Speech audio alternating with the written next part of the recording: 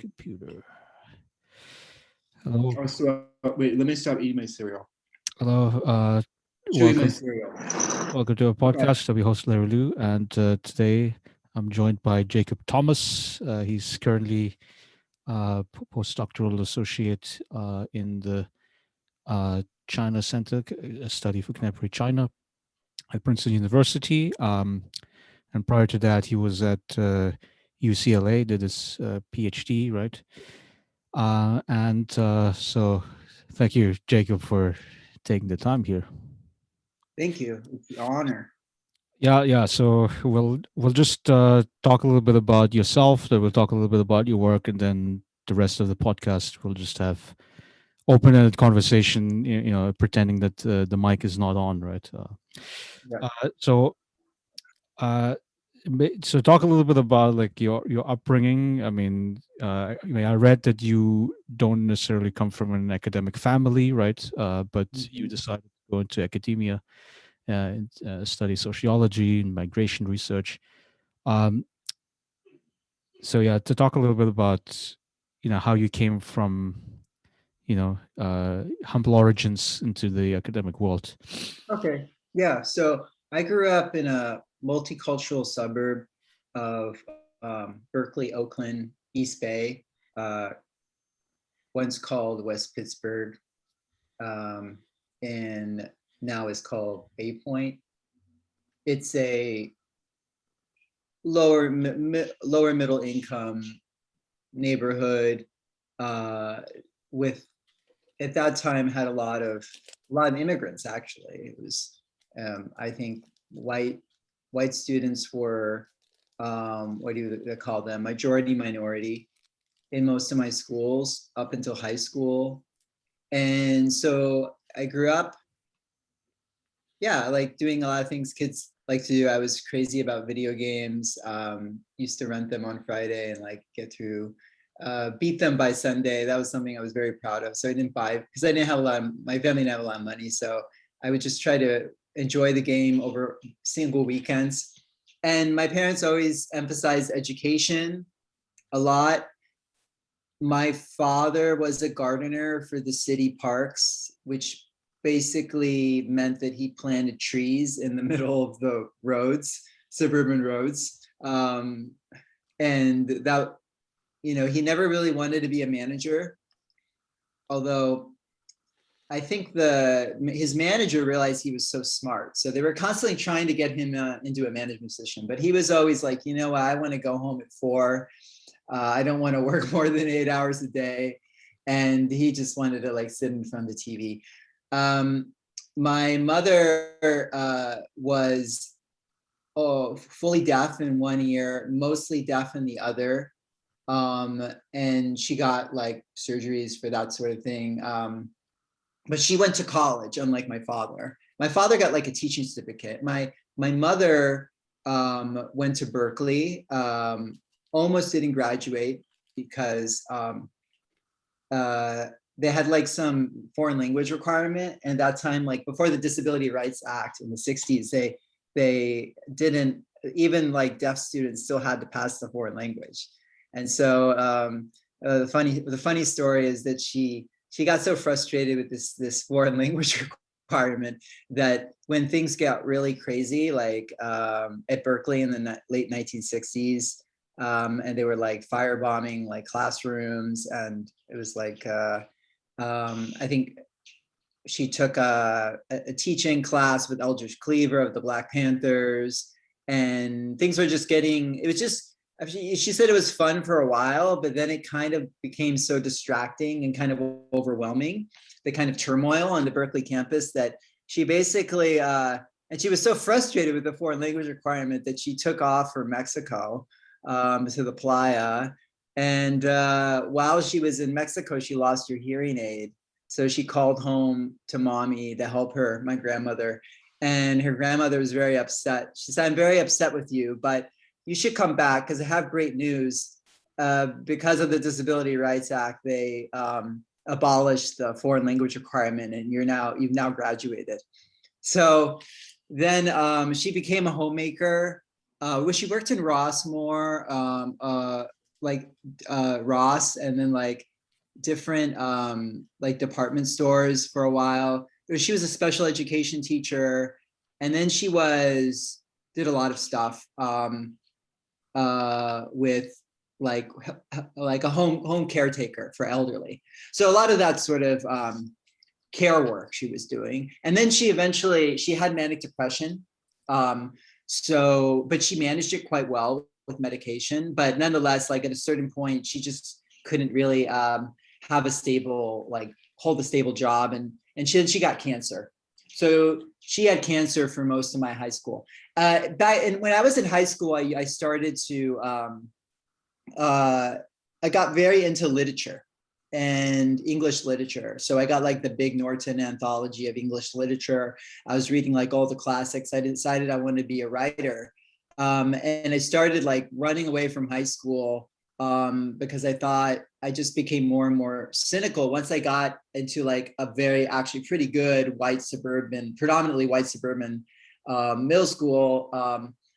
Because my parents said that I was living with my grandma in the house nearby. That really changed my trajectory. And I, nonetheless, because very disillusioned by the suburban white American high school, I was constantly running away to Berkeley and San Francisco to either like parties with friends that finished high school when I was a freshman. That most of my friends were like much older than me. Going to raves and parties and in college parties in Berkeley and concerts with them, rainbow gatherings, things like that. And then I got involved in an arts program that was also very formative of me. This is called Art and Film, a great program run by Ronald Chase. In that program, I was able to go to first a lot of really good films, high quality art, more artistic films.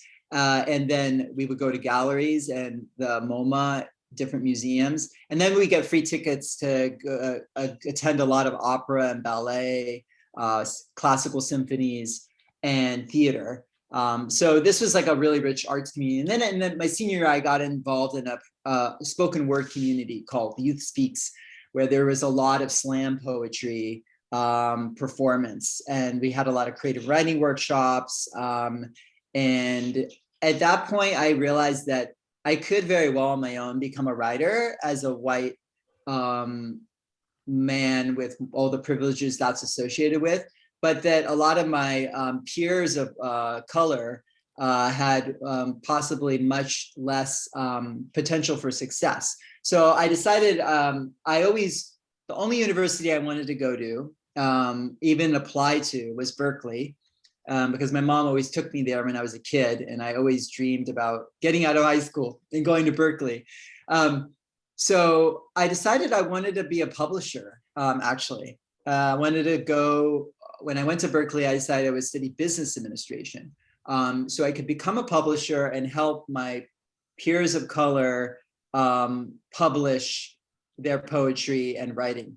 But when I got to Berkeley, I realized like, wow, as much as I love literature and writing everyday poems and plays and like short stories, and that there's like so much more about the world I don't understand. I took a freshman year, I took classes in environmental science, environmental biology, ethnic studies, and I just learned about so much about the world, and I became more interested about the world outside of the United States. It was much more exciting.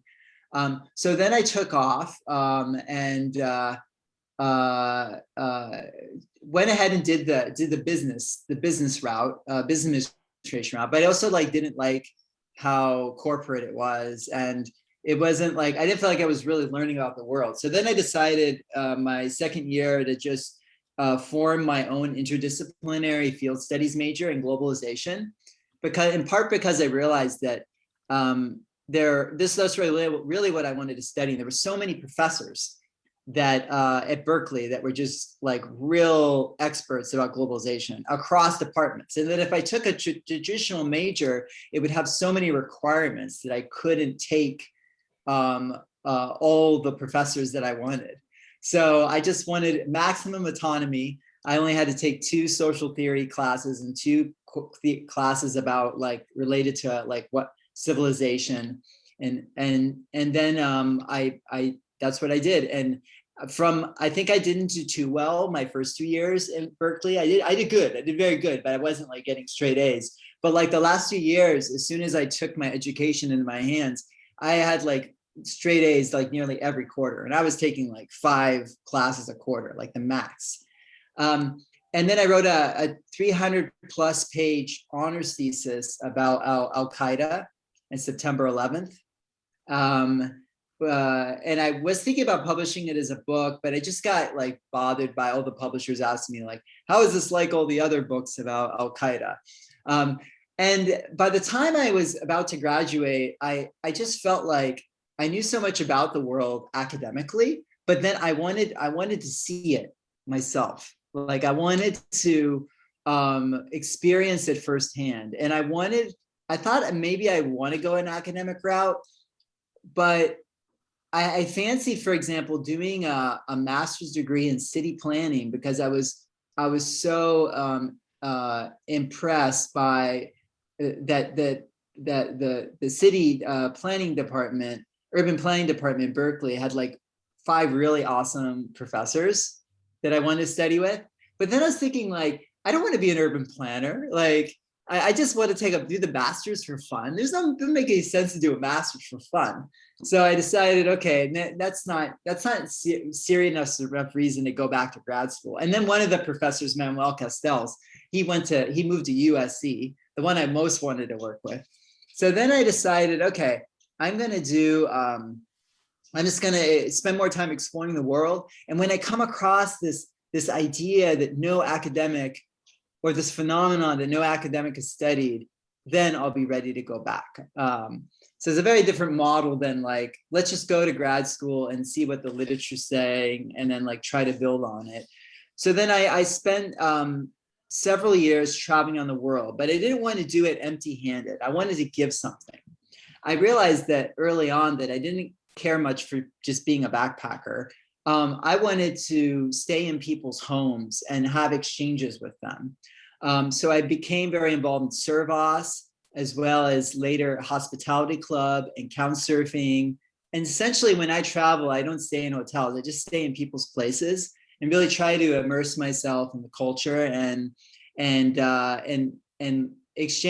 offer acupressure therapy, which is what I decided was, in a way, the most interesting thing I could, the most practical thing I could acquire. How do you get to meet these people? How do you get to meet these people and convince them to, allow them to sleep on the couch? There's an organization that started after World War II called servas. It means to serve in Esperanto, which is this, international language that never like really took off. And it was started by a Quaker, actually, a guy named by the name of Bob Ludweiler, who had this idealistic notion after World War II that if he could have like Europeans stay in each other's homes and get to understand that they are human beings, that could be another impetus behind perpetual world peace. And so he developed this organization. And of course, by the time I came on the scene as a world traveler, it was global, much less developed outside of Europe, but sufficiently so. And then around the time I started traveling in that first year is when couchsurfing and hospitality took off. A first hospitality club was like way bigger. That one was started by German hitchhikers in Eastern Germany, actually, who didn't have a lot of money, but they wanted to travel across Eastern Europe and Russia. So in addition to hitchhiking, they developed this website and like tried to find people who would host them for free, like on their couch or whatever. And they did, and it grew and grew and grew. And then, of course, there's a story of Casey Fenton starting couchsurfing in Iceland, and then that grew up, and it's become maybe like the more established kind of website. But couch Although surfing is reciprocal, right? So basically, you would offer your bed to someone, and then that entitles you then to go couch surfing elsewhere, right? in theory, but there's an understanding that you can just be a traveler, and some people won't host people that haven't hosted themselves. But it's not like you need to have had hosted people. That's actually more of the protocol of servas, um, much less hospitality club or couchsurfing. You actually had to verify that you had a place where other people could come and stay. The problem, of course, is that like where my dad lived, no one wants to go there.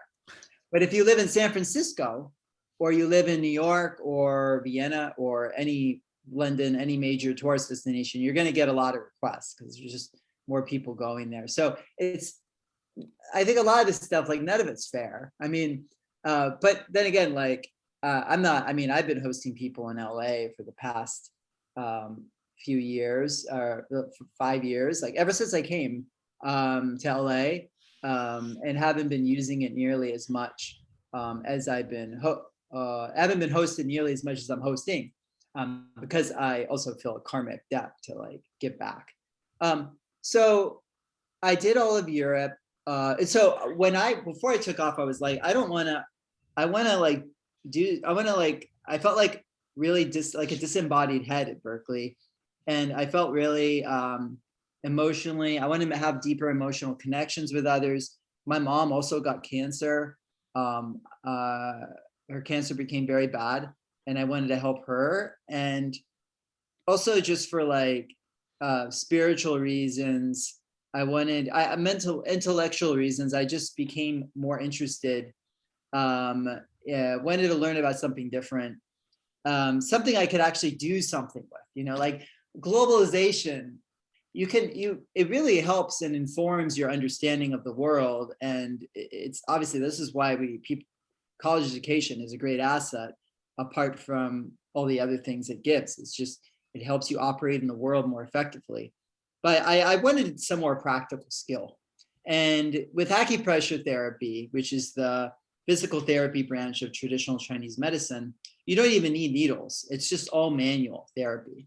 You learn like different styles of Asian massage, like Zen Shiatsu, Chinese massage, Thai massage, and you integrate it with the points and the theory of traditional Chinese medicine. So this was kind of something fun, particularly not only in countries like Europe, where it's very trendy, but also countries like Africa, where a lot of people I encountered never had this before. This was, maybe they got like a massage, totally young, like muscle relaxation, but they hadn't had, acupressure massage, which is more, also working more with the yin and more with those energizing, not just taking away the excess, but also supplanting the deficiencies. So I did that for a year. I did 150 hours training before I graduated from Berkeley. And then I also got into it because I threw out my back. And then I realized that like acupressure, like just a simple stretch with acupressure points, was an effective way to get me back to work. I was very interested in that, and became very interested in that as I was traveling, in addition to, of course, being interested in all the 45 countries in Europe that I traveled through. And then I decided, okay, I want, like, people are asking me, like, can you like teach us this? But I'm like, I don't know, I've only did 150 hours. So I decided to go back and do 850 hours at a school by the name of the Acupressure Institute of America, which now no longer exists, but really cool school. You can learn all these different styles of body work alongside like TCM theory, 8 principles, 5 elements. And I did that for 850 hours to get acupressure therapy certificate, which is more than you needed. And I was living in Berkeley that year, just working for donation, managed to run my own company, so to speak. So you did get And patients. I took donations because I wasn't yet like fully certified. and I didn't want to deal with like the business licensure, but I pulled in enough to like, realize that I could just be my own business person, entrepreneur, which I think is something that when I went to do my PhD was very valuable, because you always realize that you can support yourself. You don't need academia. If you and you have that sort of entrepreneurial kind of drive, independence. So I cultivated that as well that year. And then I just kind of, I got bored just like living in Berkeley. And I was like, I got to apply this. So then I traveled, hit the road again, went through Latin America, Asia, and Africa, as well as Oceania. And I spent several years just traveling and enjoying my life. My mother passed away.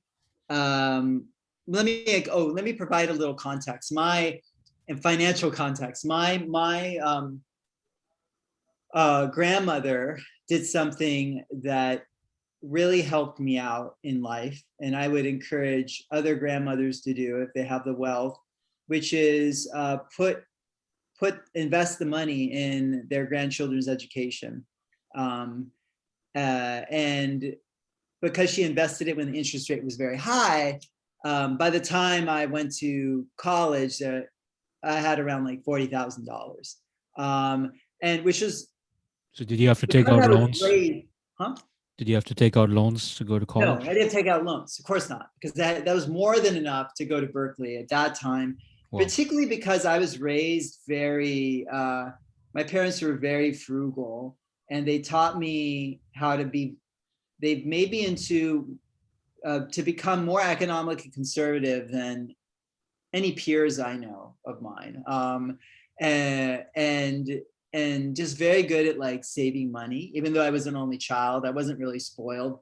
I saved up for a lot of things I wanted for a long time that my parents wouldn't give me, but they said you could buy it if you saved up your, $1 or $2 a week or whatever they were giving me. It was more and more as I grew older.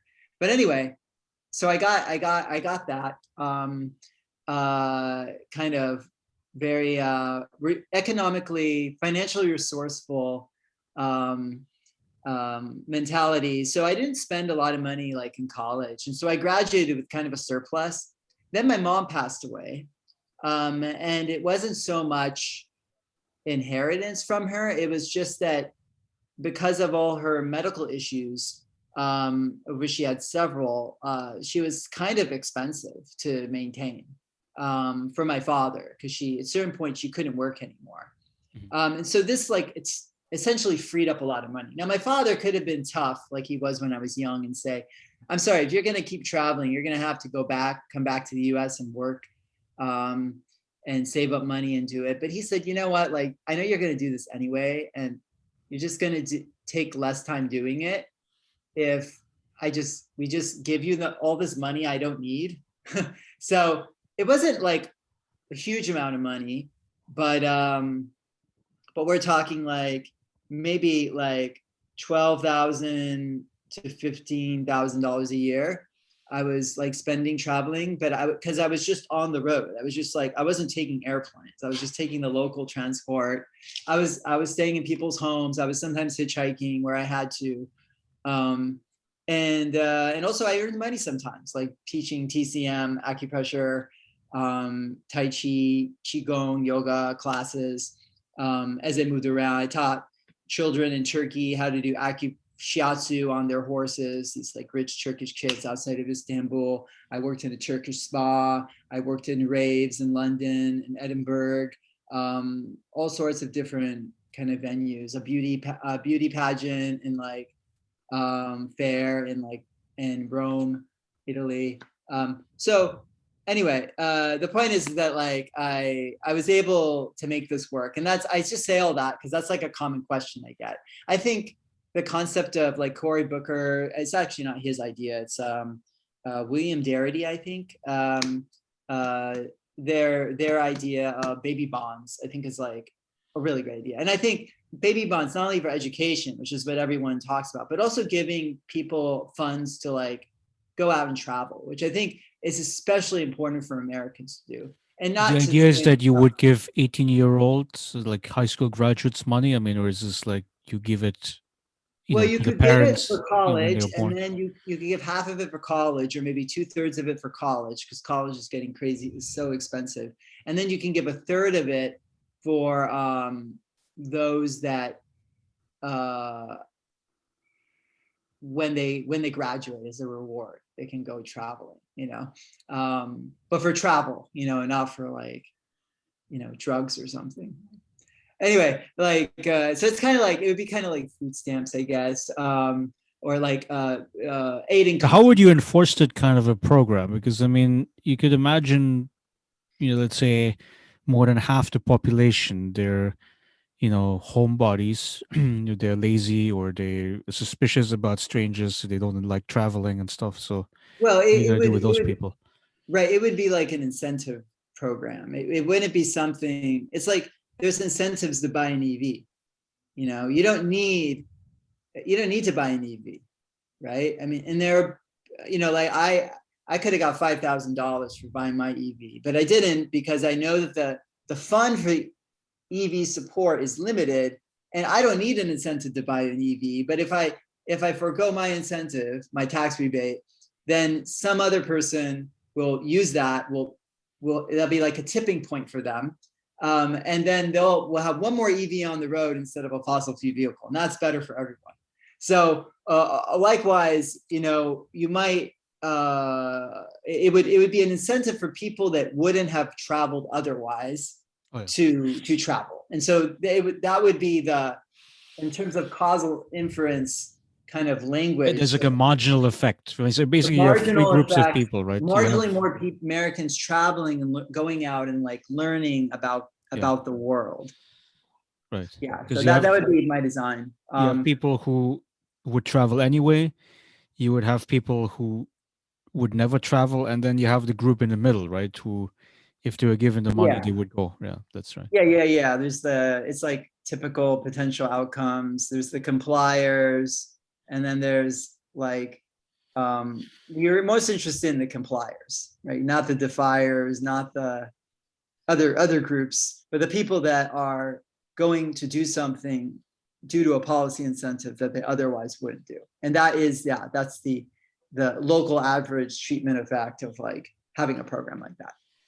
Okay, so again, back to your travels. I mean, if you are, like a sojourner in the world, like, is there any lesson that's out there that's interesting for people? I mean, like, what do you learn about traveling? I guess is the basic question. It's not an original idea, but um, when you move through the world, you become like this. You become very sensitive to the fact that you, as a sojourner, are understandably like less invested, right? Less invested in the community. You have weaker ties to the community. So you have to, in a way, when you're a sojourner, when you're just moving through the world, it's kind of almost a true measure, even though obviously the fact that you're moving through the world necessarily implies that you have some sort of privilege just to be able to move around through the world. But in a way, even within that privilege, compared to people that are more ensconced in their own community, you are relatively more like you have to be more virtuous. It's like a high standard of virtue. And what I mean by that is that it's easy to behave badly when you can just go somewhere else. There's no accountability. This is why tourists often have a bad reputation. And so if you behave well while you travel and you learn to do that, then you're like a really, really, really like more virtuous than like somebody that has to face more heavy like accountability kind of mechanisms. And so I kind of learned that it was actually really challenging for me to be like, oh, I have to be, to be considerate of people that you're going to maybe befriend them and stuff, but you're not always going to be around them. You're just passing through. So that was one lesson I learned, that it was challenging at times to kind of always be mindful and considerate of others, just because when you're traveling, your focus is also on traveling, not in necessarily being a part of a community, right? And so again, this explains why Airbnb guests, for example, like sometimes they have like a bad reputation um, amongst the neighbors, you know. Um, but it's something also. It kind of fortifies your, your, how do you say it, your ethical framework, or your constitution, your identity. This is how, and you So you're constantly being learning to be challenged. nice when you go outside. Yeah, and Yeah. constantly being challenged with different perspectives. And it's a challenge for both. I, as a host, have hosted people that think very different from me, and we have very different assumptions about the world, very different values. But I want to put a plug in for something pretty cool related to this that's happening on Saturday. Um, I learned about it from an op-ed by David Brooks. It's called America Talks, a National Week of Conversation. And uh, its motto is Repairing America's Divides, a weekend of connection in the midst of deep division. It's not next Saturday, it's the next weekend, the weekend following this one, June 12th and 13th. I'll go ahead and throw this into the chat, so maybe you can put it in the episode notes if you have any, like Jane Coaston has on the argument. And basically it's free. And what they do is you answer a survey, and then you after doing the survey, they're going to pair you with somebody who answered the opposite. And then on Saturday, June 12th, you're going to get online via Zoom and talk with them. Have a discussion. And I just think it's cool. I like it's a great idea. I have to say, having traveled so widely in the world, I actually am much more interested in traveling in the United States than anywhere else right now. I just think since I left the country to travel the world, the country has become so kind of different, like diverse, and like people living differently. It's actually, I find places within the United States and communities within the United States in many ways more exotic than any other culture. And that's partly a function because I'm familiar with a lot of cultures, but it's kind of I'm more drawn or attracted to it because it seems so much more different. Maybe it always was. Maybe this is an illusion that the media has been Well, playing could up. could you give me an example, a taste of that? I mean, did you go to some, you know, rural town in Alabama and I have to there's something confess, surprising? I haven't quite. Um, I think like the sort of work that Arlie Hochschild did, like Strangers in Their Own Land. I may be spelling that title. Strangers in a Strange Land, something like that. Strangers Yeah. in a Strange Land. Yeah. So I think like that sort of work is like remarkable. I love to do stuff like that. Like, and there's another person who did something similar in political science. And I just think that work's super interesting and that sort of ethnographic work is very important. In addition to all the surveys we've been doing and stuff, because I think getting at the meaning of what it means to be an American, and or maybe a resident of the United States, out of respect to Latin Americanists, is like super important. And I think I think I'm actually really looking forward to this event, although, it's nothing, there's nothing, I don't know what sort of return I'll get from it, but I think it's a great idea. And I'm really happy this is happening. I actually hope they can do this more regularly. Um, because I think a lot of the time we're just in these kind of media, very partisan driven like media silos and social media and mass media like silos, and not interacting a lot with each other. And any program like this to kind of mix things up, so to say, is really valuable. I think is for everyone. So obviously, being a past like world traveler, I have that frame of mind. My concern is that like I'm just wondering if for people that are more focused on the local, they're not interested in whatever other societies, other cultures. If they're going to be so inclined to participate in an event like this, we'll see.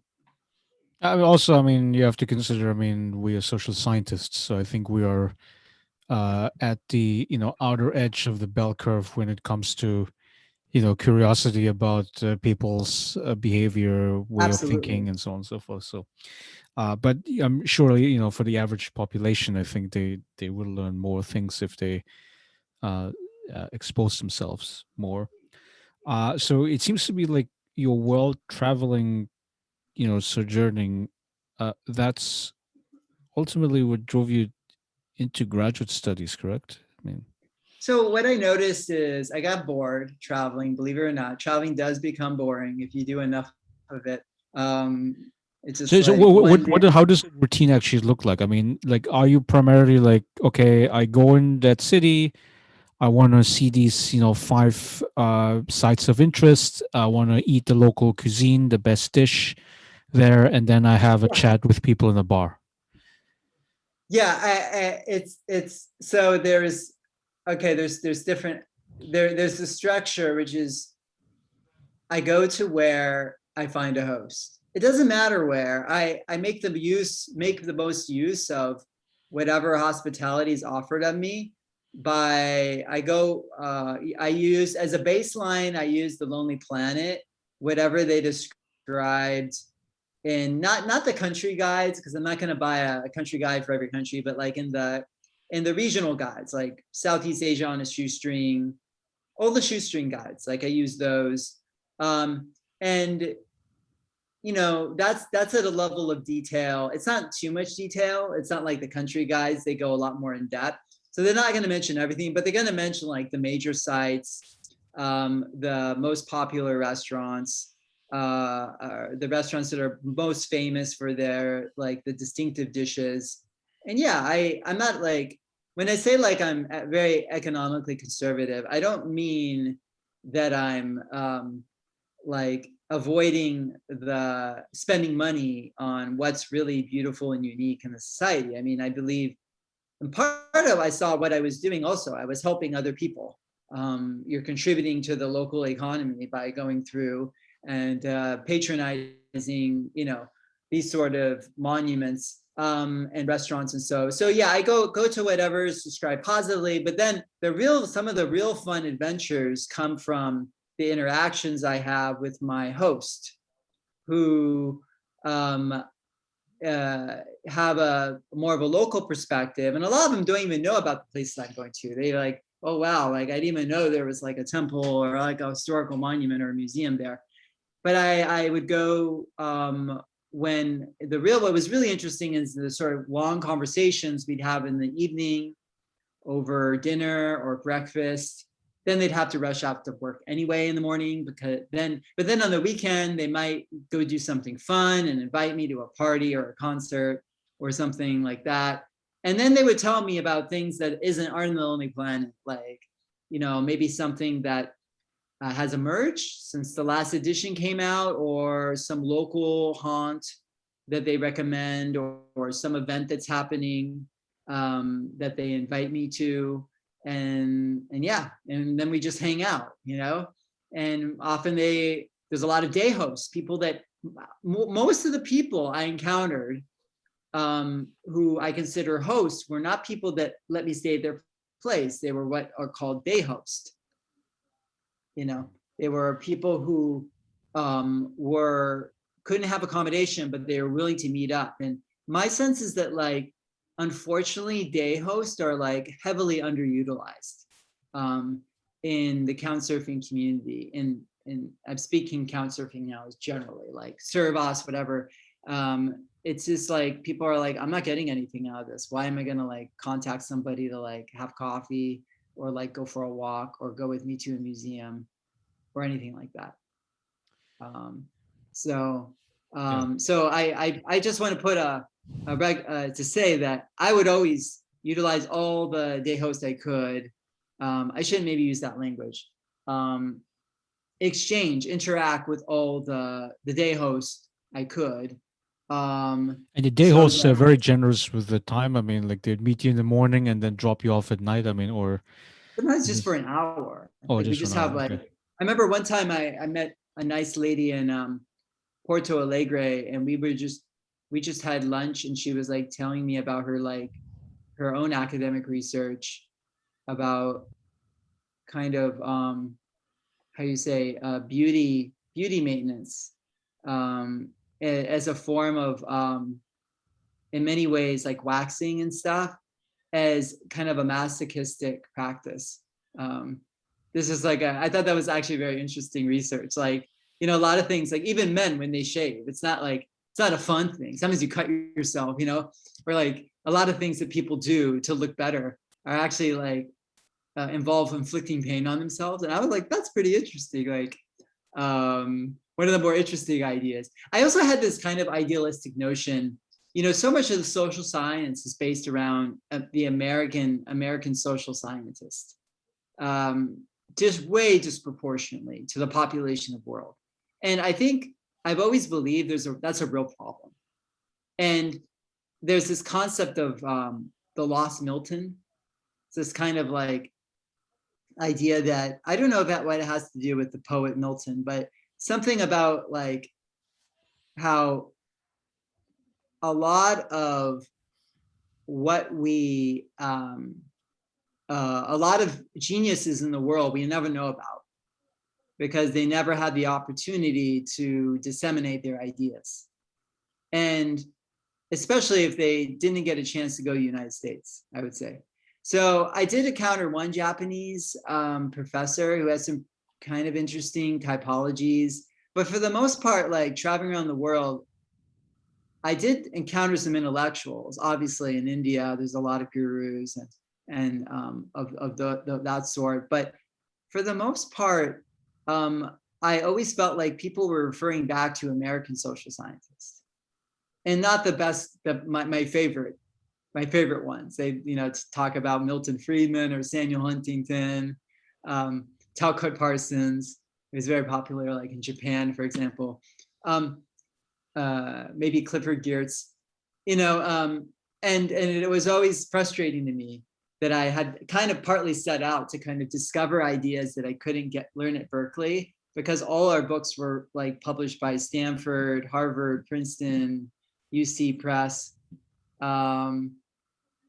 But you know, that at a certain point I realized that like maybe it's time to go back to academia. And I had this understanding. I remember actually looking at the Princeton's sociology page. I was trying to decide whether to do political science or sociology.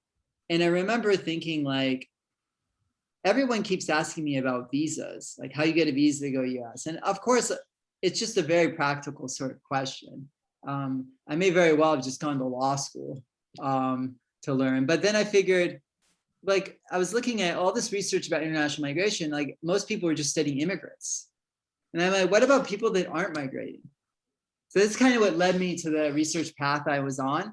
I couldn't get into a PhD program, in part because as my former advisor, Beth Simmons, international law professor, one of my international law professor from Berkeley, who was then at Harvard, told me, she's like, you've been outside of school for so long. Like, I don't know how easy it is for you to like get back. So I did what a lot of people did and did a master's. And I got support to do a master's, 1/3 fellow scholarship to a master's in social science at University of Chicago. So I went there, and it was interesting too, because I had like, it was expensive, but it was, I got the private university experience. And it was very different from Berkeley. It was a very stressful year, 1 year working really hard, and taking more classes, auditing even classes, because they only let us take 9 classes. I did pretty well. Got a letter of recommendation. I wasn't like the top student, but in any case, I finished that, and then I did a biostatistics class at Berkeley, and then I started.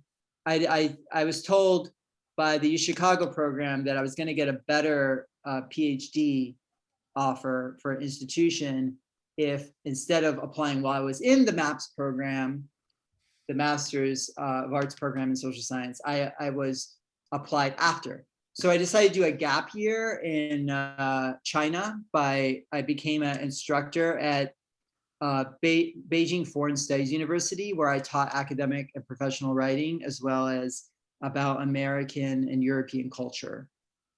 And I did that for 1 year while applying to graduate schools. And then I got into 5 political science programs, 5 social science program, sociology programs. And I felt, when I was visiting, I visited, which campus I visited? I visited Ohio State, the UT Austin, those are both political science, UC Irvine political science, UC Irvine sociology, and I also visited UCSD sociology. The UCSD visit did not turn out well. It may have just been chance. That was kind of what I was leaning toward, that, or maybe UT Austin or Ohio State. I was really conflicted. But then I fell off the wait list for UCLA, and everything worked so beautifully there. I wrote so many professors and graduate students asking them to meet with me at last minute, like 3 or 4 days before I came, and nearly all of them eventually met with me. If not there, then on Skype. Even James Tong, a political scientist of political violence, took me out to lunch at the faculty club because he wanted to know whether I had any ideas on how to teach political theory to like Chinese students, Western political theory. Anyhow, I was sold. I was like, obviously, also Rob Mayer, since he just passed away, I want to say that he really communicated. He seemed to believe that I had, with my travel experience through the world, he saw that I had something to contribute to sociology. Even though he's a demographer, he really, I think, put a lot of, really valued real life experience in terms of how it can inform even demographic research. And so he really, thought that he was director of graduate admissions at the time, and he actually made me increased the offer that UCLA made me. So I would go there because I had a competing offer from Ohio State that was more. So then I was at UCLA for 7 years, off and on. I'd say around 2 of those years I was in China. I was a very unusual graduate student. I think I probably took more classes than any. This is a hypothesis. We need to prove it, but I'm guessing I took more classes than any graduate student ever at UCLA. Maybe not everywhere, but I quickly learned that like I don't know how it is at Princeton, but at UCLA, we don't have to pay for classes. You can just take as many as you want in any department. So I was like, well, I'm going to take all the methods I can learn, any class about migration, the social psychology classes, because that interested me. And I thought social psychology is really important. And I think UCLA is one of the top social psychology departments. I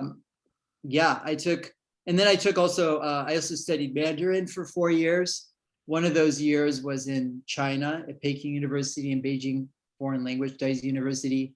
and then I did while I was in China, I did this big survey of these applicants, several thousand plus people, ethnography in southern China, as well as oral histories with like ex-immigrants from like 12 different countries. So Impressive set of yeah. experience. Yeah. And then I wrote my PhD like dissertation about what I call might have been immigrants, people who might have immigrated, but why they don't. And now currently I'm working on a book manuscript here about that. So Yeah, so your PhD thesis is titled, Denied, Deterred, Disenchanted, in the main title. So there are three empirical chapters as far as I, looked it up. Uh, yeah, could you talk a little bit about, each of these, you could say three phenomenon inside the non-migration field? I mean, like perhaps the simplest would be, denial, which is that, U.S. visa officers find a reason to reject application for a visa, and how that comes about, and what's the, you could say, main deciding factor for immigration officers to make the decision. right. So at first I was trying to make sense of my data because I think I went in and approached this very inductively. I had hypotheses about individual determinants, of which there are many. um, Prima facie, if you just look at the law, the US Department of State and our immigration law, specifically Immigration and Nationality Act of 1952, basically says that you need to prove that you have a strong strong ties to your country of origin. Basically, some evidence that even if they give you a visa to come to the US, it allows you to legally enter the US, that you'll come back to your country of origin. Country of residence. It might be country of residence if you have a strong like residence. For example, there's Africans who apply in China for the visa, and they just need to show that they have, strong evidence of residence. So that is what and then they give like a bunch of lists, but they say it's very holistic. They don't, there's no magic numbers, they say. So then when I wanted to get a more precise kind of estimates, coefficients, to see the relative importance of kind of different variables. And so then I decided to collect this data, and it was obviously like a big project to undertake.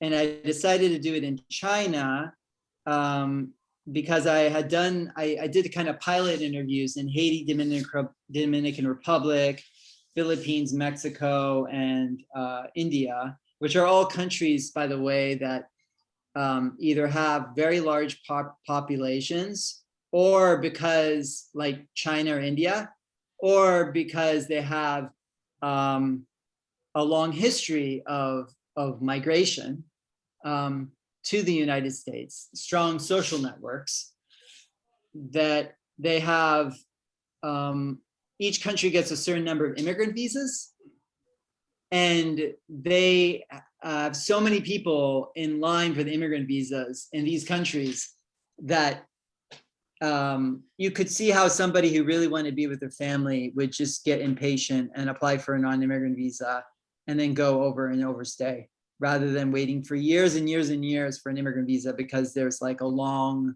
wait list, long queue for the immigrant visas, which are only get so many allocated for each country. So I decided that it was most feasible to do it in China.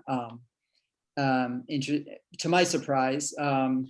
And also there's obviously a lot of data in China. It was very easy to like collect. There's so many people applying for these things. But then my advisor, and also I wanted to do research outside of the US, because is another advisor of mine, Professor Emeritus Don Tryman, told me, you're going to learn a lot more about what society is by studying a society that's very unfamiliar to you, than a society you know very well. You'll be able to think more generally about, what is society? And so I decided to US because they actually do the interviews, and most people ask me about US visas, maybe because I'm American, but obviously it's like, if people can get there, in the end, most people want like US visa, even though they probably like to other types of countries. And if they can get the US visa, it gets easier to get other visas. So then I mentioned this to my first advisor, Roger Waldinger, and he said he doesn't think it was it was that worthwhile of a research project, because he said, in my opinion, it's totally arbitrary. So this is like the null hypothesis, right? This is totally random. There's no social structure behind this at all. And when I went to China, I would hear a lot about these folk hypotheses. Like you're more likely to get a visa if you're rich, wealthy, if you don't have a boyfriend or girlfriend in the US, if you're married, if you're not a young single young single woman, if you're not pregnant. And these are all important. I don't think we should disregard them, but I thought of a way I could sort of systematize them and kind of put them in two buckets. Like some are related to socioeconomic status, and some are related to like social ties, either to the country of origin or the country of destination. So when I did my analysis, I also asked the question, what I really wanted to show is like the government is like doing a good job of this, and that they're actually denying people that don't have an interest in immigrating. And actually what I found is the consulate's more likely to give visas to individuals that have an interest in immigrating if they had a chance. At least that's what they tell the surveyor. And deny visas to those that don't have an interest in immigrating. And most people say that they don't have an interest in immigrating, but the fact that there's a number of people that say they do. So that wouldn't be for the immigrant visas, right? That wouldn't be for the, temporary, visas. for the non-immigrant visas. Yeah, non-immigrant visas, exactly. Wow. So this was surprising. It was like, how do we explain this? And then so I developed this concept fairly recently, looking at these different factors and saying, you know what, I can try to explain this in some classical framework like cultural habitus, like Pierre Bourdieu's kind of concept. But I think I would just need to come up with a new concept. So the concept is what I call mobility stability capital, which basically is this capital that gives you mobility by showing that you have stability. And it's important to note that a lot of things that people think are mobility stability capital would be indicators that mobility stability capital are not. For example, I didn't find that the applicant's level of salary or wealth, or say the number of brothers and sisters they have in their country of residence, or the age of their parent, none of those things you think would be related to whether they get a visa or not, because they're indicators of like person's social ties, or SES status. They're not related. Instead, I find things like years of formal education, how many years they've been working at their current job, whether they got a visa to travel outside of Asia before. Those things turned out to be more statistically significant and consequential. And then whether they have a family member in the US, but which is actually positively associated with getting a visa, unless that individual, that family member, can sponsor them for an immigrant visa, then that hurts them. So that's the result of my first dissertation paper about the denied. I also have another paper about how people that are denied versus granted visas presented their motivations to the officer and why they would or would not immigrate into the US and what questions the officers asked them, and try to distinguish between those applying for tourist or business visas and those applying for, other types of visas like student visa, because they are in theory interpreted differently. So this is essentially, what I found in the first chapter of the dissertation. Yeah. So then you talk about uh, the third, and you talk about like family structures in China where Mhm. the parents would discourage their daughters to go abroad, but not their sons. as Uh, much as yeah. much but yeah, generally there's family opposition. I went into the field thinking that I would find a lot of people aren't applying for visas because they don't have enough money, they don't have the resources. But then I found instead, like, people kept talking about how they're like their mom would kill them if they went to like Finland or wherever. Where are they inspired to go to? And so I became interested in the family, and then the fact that a lot of Chinese families, there's a lot of expectation that the children will support the parent at an older age because of a lack of a strong social security system in China, and the one child policy, which puts that entire burden on a single child, and also just the amount of control and influence that a lot of Chinese parents have over their children, their adult children, their who they marry, what career they choose to pursue, and even like which university they go to. Like these are all very strong factors. So a kind of individualistic vision of an individual in a lot of migration frameworks, they do talk about family and the royal family, but the family is generally seen as multiplying immigration, as a driving force behind immigration. Whereas in this uh, chapter or paper of my dissertation, chapter of my book, I show that actually family is often may even prevent more migration than it causes, or propels. Yes, it really depends, what phenomenon you're looking at. I mean, I guess like, Doc Massey kind of research about like, Mexican migrants. It seems to be that chain migration, like basically getting people from your home village or neighbors or family members, getting them sponsored to come up to, where you live, the old migrant. Mhm. Um, that that's an application for families encouraging migration. Certainly within my own family, I mean, just as a little aside here, I mean, I'm of Chinese heritage, but my family's from India actually, and my dad went to Austria, and then my mom got a immigrant visa to come to US because my aunt's been living here for over 30 years. And So in this case, I mean, like if it was just for me growing up in Vienna, I don't think I would have come to the US out of my own sort of aspirations. But it was my mother's drive ultimately that brought me over here. So I guess it really depends in each of these cases. So in the cases that you studied, it seemed to be that there was, you could say, an intention among the adult children to immigrate, but then their older parents who were you could say homebodies who never decided to migrate at all, would be the ones that would try to pull their children back, so to speak. Mhm. Mhm.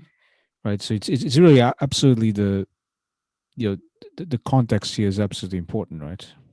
Yeah, the context is important because I did this field work in a province that's known to be one of the top two sources of particularly undocumented migration to the United States, and to a lesser extent, well, not a lesser extent, even Japan as well, which is Fujian province. And the reason why I did the field work there is because if you go to some random town in China and you're looking for people that have even thought about going abroad, you're wasting your time. You really are. Most Chinese people never even think about this. Most people in any big country, like if you go to like a Caribbean island, you'll very easily find people who either have family or know somebody in New York or in Florida, in Miami, or they've at least thought about it.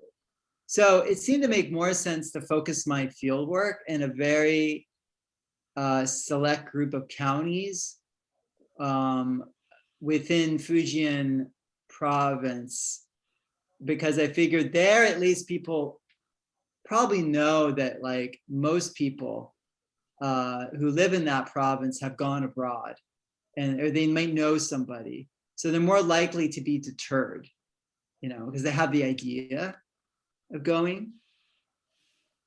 And so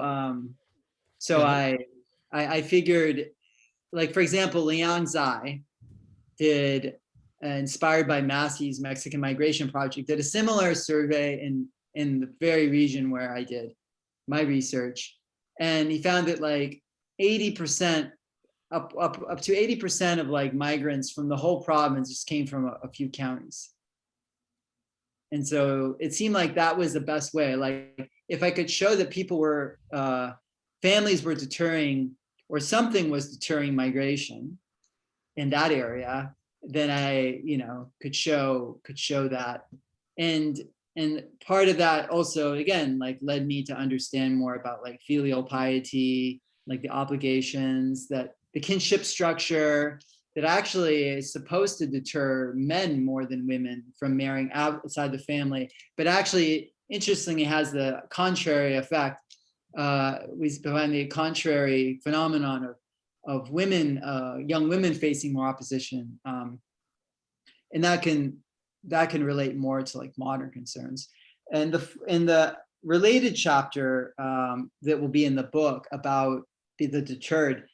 By the way, I look at something I call the mobility stability paradox, which is basically that those that migrate, a lot of individuals become deterred because their social ties and their families and those that are in their social network kind of persuade them that they have to put other things have to take priority before you go abroad, like finding somebody to marry and finishing school, getting a good job, finding somebody to get married, which often involves buying a house, taking a mortgage, and then you end up having kids, and then you have to raise the kids. But then you're tied down to a location, right? And then your parents get older. And so all these things that actually increase your chances of getting a visa actually make you less inclined. I mean, that's the ingenuity of the US policy, is that they figured the best anti-immigration force isn't like border guards or walls or like arcane bureaucratic Byzantine like forms that you have to fill in. It's just only let the people come that are less inclined to immigrate, and then you can reduce immigration. And what my work on the deterred shows is that like how well that functions in action. And it seems like a lot of people don't even have a realistic idea of like what they need, but it's just that there's these other competing priorities through the life course, and those things like end up getting in the way of these aspirations. So migration becomes a dream deferred for a lot of individuals when they were younger wanted to go abroad for school, for work, whatever, even for travel, just a trip, until the point where often what they end up realizing is that they're never going to go abroad, and they end up raising as children what they hope will become second generation immigrants, not immigrants, but immigrants. Like, and they focus their bringing up their child in such a way that will give them more of a chance, maybe to go to a foreign university and get do their OPT, and then they get their H-1B and so on. Yeah, I recently attended a talk with, and I think Jacob, you were there as well, with Yilin Chiang. She's based in Taiwan, and yeah, she was doing research about, you could say, upper middle class Chinese kids, and Yeah, they, the study you, gods. yeah, right. They go to, yeah, cram schools and everything, but the whole objective is for them to study at some prestigious Western university, and then perhaps even to work and stay there. But for them, the motivation, um, like once they have this abroad experience, that actually would it, more likely encourage them to stay abroad. Because I mean, say, because in your cases that you studied, like if you never tasted um, the experience of abroad, it seems like you're not missing anything, like psychologically, right? If oh, I never migrated, so what, so versus I think, once you had spent some time abroad, it would be like, okay, I actually really like it here, so uh, so I guess the whole point is like experience, having some kind of experiences, with other countries and cultures It sort of is brings important. us to the disenchanted, the third group, right? Yeah, The the disenchanted. So disenchanted, that group, they did migrate, they did experience the they did overseas. migrate. They did go abroad. I mean, you could say they migrated. They just don't immigrate. And I try to understand the process by which they become disenchanted and eventually give up. Sometimes they cut their losses because they do invest a lot in the prospects of remaining abroad. And not just in the US. I'm talking to people that have gone to many different immigration countries: Japan, Canada, Australia, Europe. But eventually they just figure they're going to have a happier life back in their country as an ex-immigrant than as an immigrant. So I look at the social forces that eventually like lead them, um, to kind of give up. So in the sociological, disenchanted with the immigration dream, the sociological formation of ex-immigrant subjectivity, I'm looking at what are the social forces that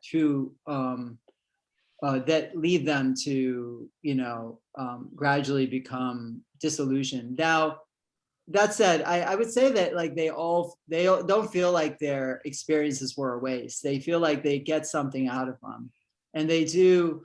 One thing about my the fact that I'm focusing on Chinese migrants is important because China is a society that is, in many cases, offering its citizens much more opportunities than any immigration country is now in recent years because it's been growing so rapidly.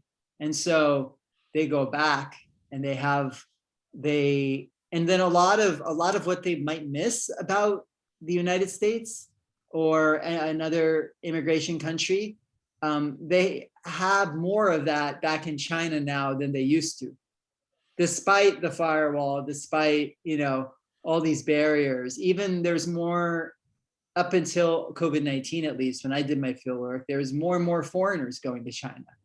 It's not like if you go to any major city, they're not such a rare species as what they used to be. So you can still speak English and go to parties with like expats and kind of have that, partake in those sort of experiences. Um, Yeah, I mean, so just from my subjective experience, this is not any like formal research that I've done, but just talking with Princeton graduate students from China, um, I think there's a political versus economic bifurcation, meaning that I think like if you are like an engineer or computer scientist, you probably went into that profession um, in order to make money, and it's definitely the case that because China is growing so rapidly that and also where they feel less of a culture and language barrier, right? It might be much easier to just return back home to China and take a good paying job. While it seems to be that the colleagues of mine who are of social science, humanities, sort of like more free thinkers, uh, they tend to be much less inclined to go back home because perhaps there is an issue with enjoying sufficient amount of academic freedom, and Mhm. and if that's the main concern, perhaps actually staying in a Western country would be much more amenable to them. Mhm. Um, so so I guess it really depends, but I guess I would say that I mean I looked at the numbers about Chinese foreign students, and I think that there's been an inflection point, perhaps the last decade or so, where among the foreign students that come here is a bigger share now. It's going back home, right? So because of the economic situation, right? Mhm. Uh, And there's also incentives that the Chinese government provides to, like the 1,001 Talents program. so what are the returnees? They're called Hai Gui or something. Yeah, Yeah, sea that's right. theturtles. The sea Mhm. turtles. Yeah. Okay, so that's interesting kind of work. Then you have another paper, Theory Society, I believe. You talk about local versus remote control. And so, of course, by remote control, we're not talking about like the TV thing. Mhm. Um, can you talk a little bit about this distinction?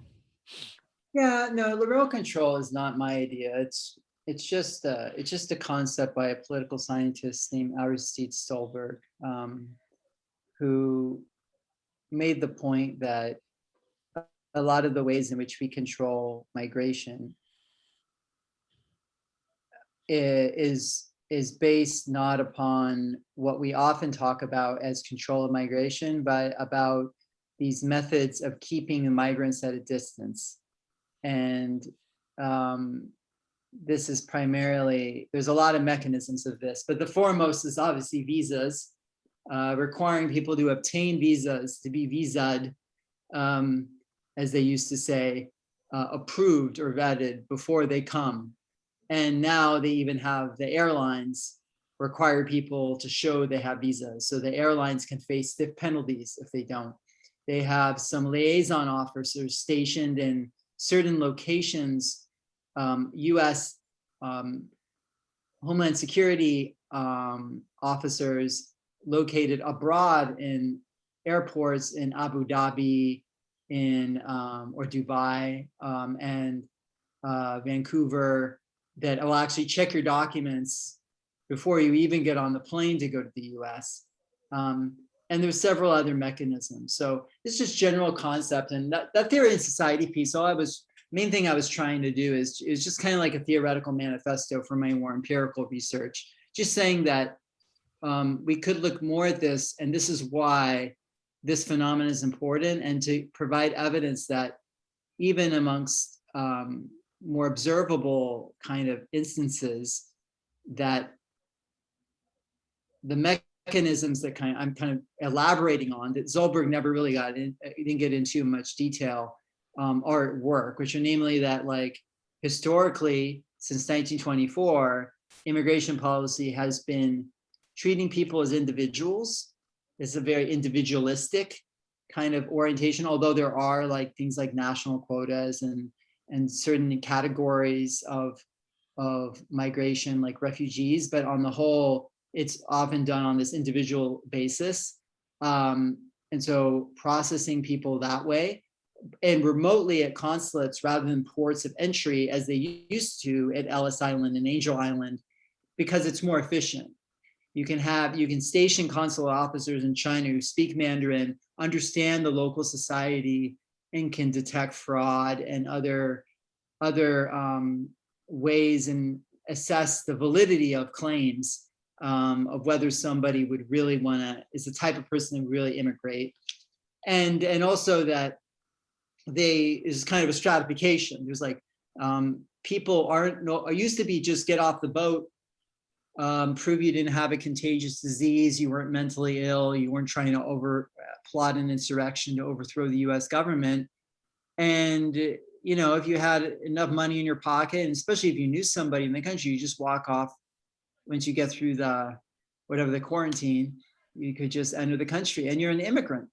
Now, for most people that enter the country, you have to have a reason, you have to have a motive. You can't be like, come in as just a human being. You have to come in as a student or a tourist or a worker or something, or even a fiance or a refugee, which essentially those last two mean you're a dependent. You can't really be an independent person, a full flourishing human being in many regards. And so there's that. And the last thing is it makes the control invisible. One of the reasons I think migration scholars haven't looked at visas and these kind of mechanisms and institutions of remote control is because people don't talk about them. And we haven't fully accounted for their complete impacts. Like, for example, the deterred, how many people are deterred? Well, it'd be kind of hard to empirically prove that, but I bet a lot more than are denied. And certainly a lot more than come to the US and then go back. But even that number is miscalculated. The latter, demographers suggest that a lot of people we call immigrants, they're not immigrants. They have no intention of becoming immigrants. They just come for a bit and they go back. But we tend to view foreigners as presumably potential immigrants, and identify them as such until one day they're no longer here. So I guess what I'm identifying here, just pointing out, is the theory and society piece, and like broadly in my research, is that there's a lot of bias, and some people call it, that there's been talk about mobility bias and so on, but a lot of it is just that we tend to evaluate immigrants from the standpoint of people that live in a society of immigrants and understand international migration by kind of selecting on the dependent variable. We always use immigrants as the baseline, and then we'll compare them to everyone else in the population of origin. This is what a lot of demographers do, and economists and political scientists, to basically make claims about migrant and travel selectivity, which I guess you can, but that's pretty crude.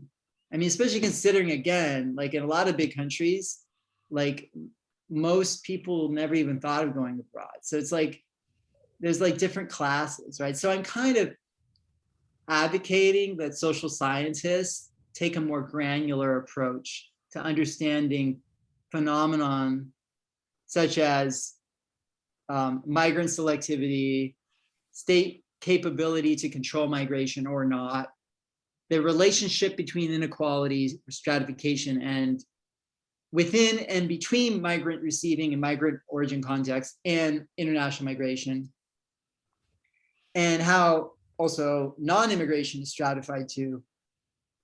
And by kind of thinking about different types of might have been immigrants, like divvying it up a bit and understanding that there's various types, rather than just lumping them all into this like bucket that's like the non-migrants. Right. So, I mean, in terms of like the global migrant figure, I mean, the number I have in my head is like 3%, right? So 3% of the world population lives in the country that they were not born in.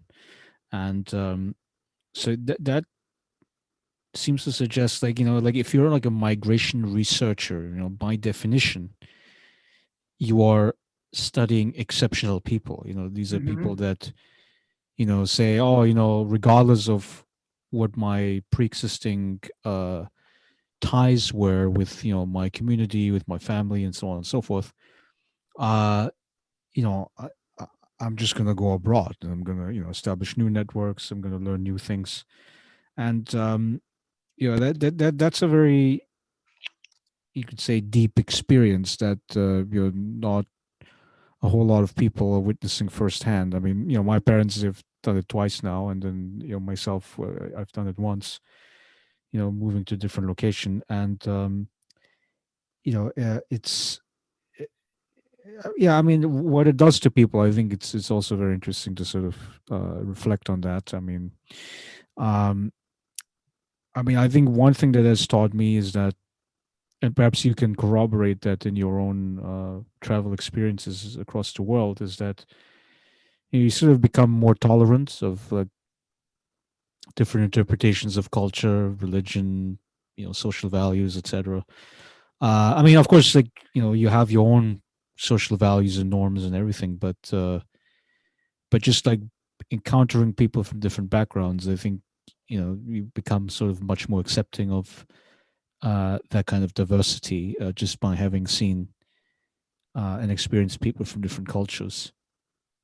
Um, Which is why I was advocating providing incentives for Americans in particular, any people from a large country to go abroad, because they have less opportunity often, especially not so much us. We're lucky, like in that regard, because we live, we're on the coast. But like imagine like people in Iowa.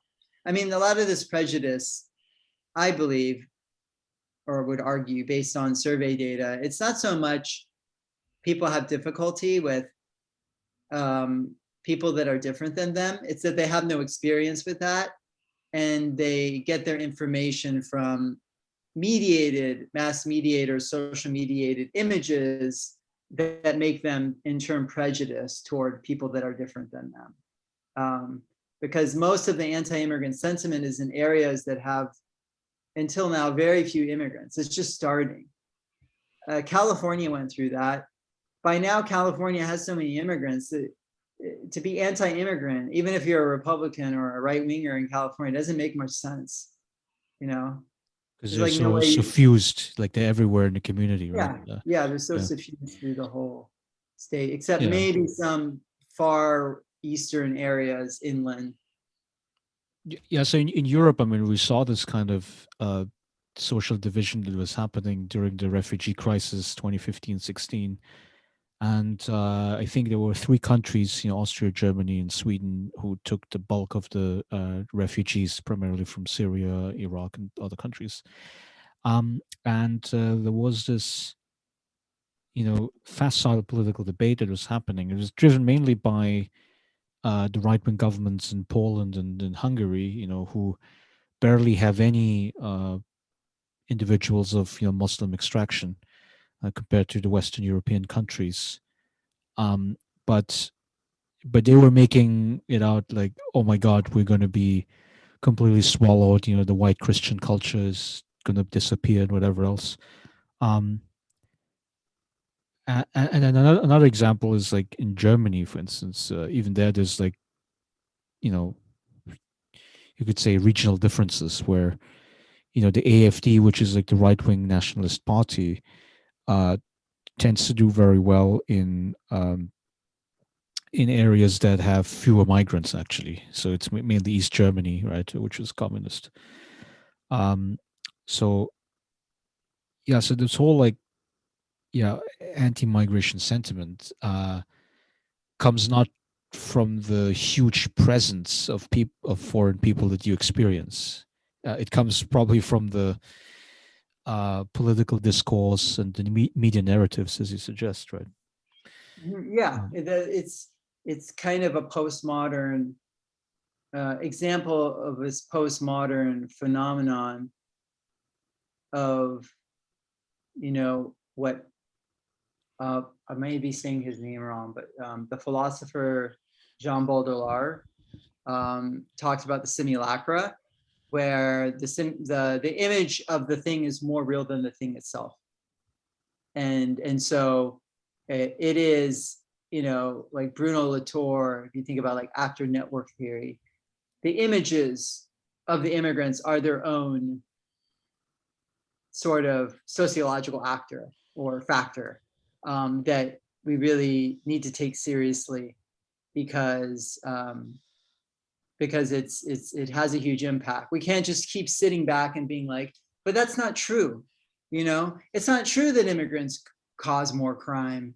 Um, and like it isn't true, but it doesn't matter. Like people believe it's true. So like, how are those images manufactured and transmitted? and under what context of reception are they taken seriously or not? You know, thinking more critically about the interaction of those images with the, how people process information.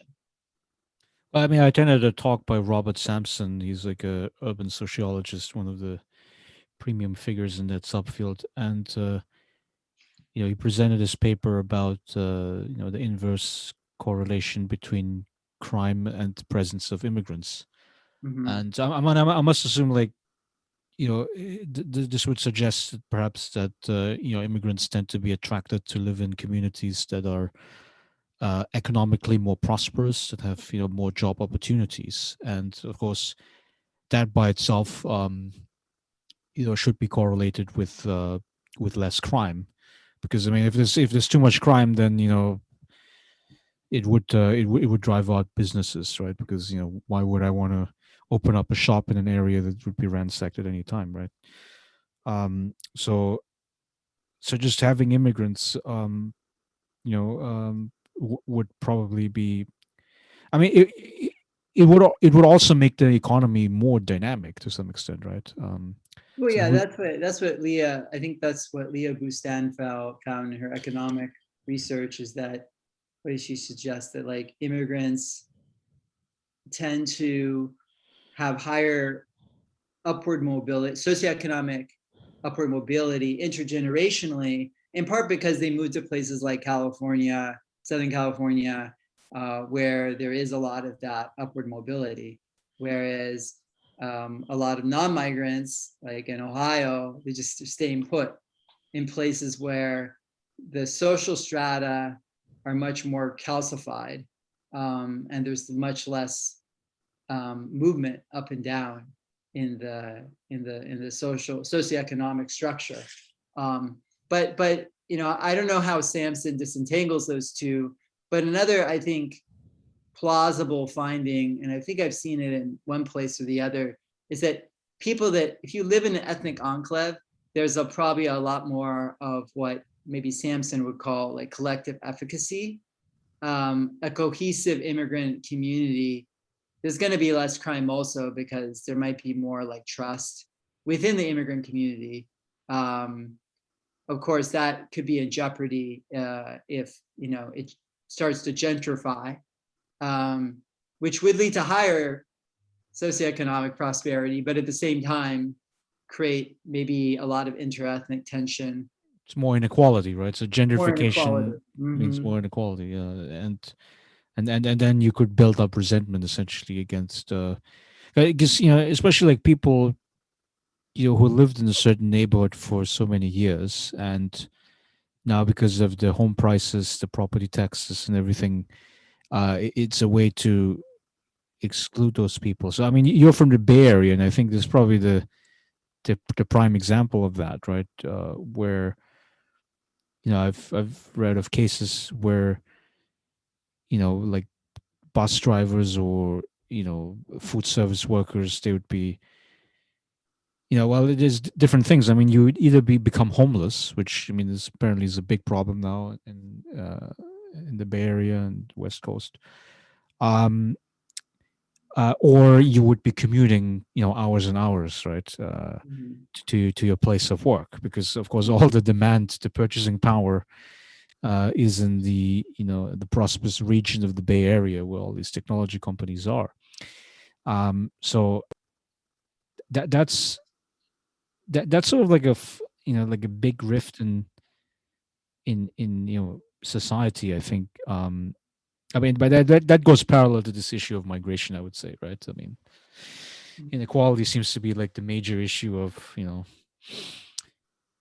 how we distribute the spoils in the capitalistic economy, right? Mm-hmm. So okay, so no, you also had another article where you talked about the relationship between visa freedom, political freedom, inequality, and total GDP. Mm-hmm. And it's quite a complex argument. So could you maybe unpack it for us here? Yeah, okay. So basically, prior scholars have found that visa-free mobility is the argument is that it's associated with the number of countries and a given nationality can visit without a visa is significantly and positively associated with the per capita income and whether that country of their country of citizenship and whether that country has is a democracy or not.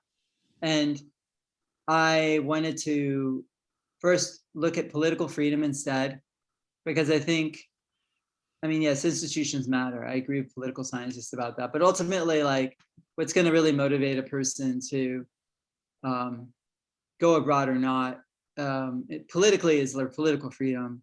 A lot of people they're less motivated by even economic issues and more like political freedom. And obviously that's correlated with democracy, how democratic the institutions are, but not completely. And then there's inequality. That's important as well. And so the argument, the paper is basically looking at how those like three interact. And what I show is that countries that are in the countries in the lowest strata of like per capita income, that have average incomes that are well below the median, you have more amongst those countries that have less political freedom have more, they can go to more countries without a visa than those that don't. Those that have more political freedom. So it's kind of like goes against, it's saying that relationship doesn't run through the whole socioeconomic spectrum. So if it's only for poor countries, right? So for poor countries. Yeah, it's mainly poor countries, but the cost of like not being politically free also increases, right? The wealthier the country becomes in terms of average income. So if you're in like a Qatari, which is a very wealthy country, so one of the wealthiest countries in the world on a per capita income basis, the fact that you don't have, it's only a partly politically free country, seems to be significantly associated with being able to go to fewer countries without a visa. It's negatively associated with the number of countries you can go without a visa. If you were in Norway, which is also a very wealthy country on a per capita income basis, you can go to a lot more countries. But also has a lot of political freedom, right? Huh? But it has a lot of political freedom. Right. It has more political freedom. Norway has more political freedom than Qatar. So the cost of not being a politically free country increases as you go up in the income spectrum. But at the lower ends, you're actually better off if your country there's less political freedom. You have less political freedom, yeah. That's kind of the extent to which I inch along that literature.